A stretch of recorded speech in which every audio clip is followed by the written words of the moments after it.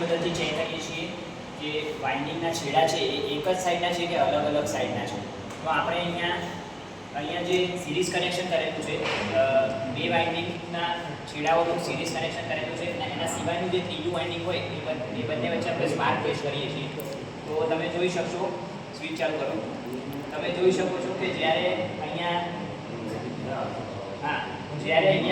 Check કરવામાં આવે છે, બરાબર, તો જુઓ જરાય સ્પાર્કિંગ થતું નથી. એનો મતલબ આપણે જે સિરીઝ કનેક્શન કર્યું છે બંને છેડા એક જ સાઈડના છે, કાં તો એ બંને એક નંબરની સાઈડના છે અથવા તો બીજા નંબરની સાઈડના છે, બરાબર. જ્યારે અગાઉના ટેસ્ટમાં તમે જોયું હતું કે સ્પાર્કિંગ થતું હતું, એનો મતલબ આપણે જે બંને છેડા વચ્ચે સિરીઝ કનેક્શન કર્યું હતું એ બંને અલગ અલગ સાઈડના હતા.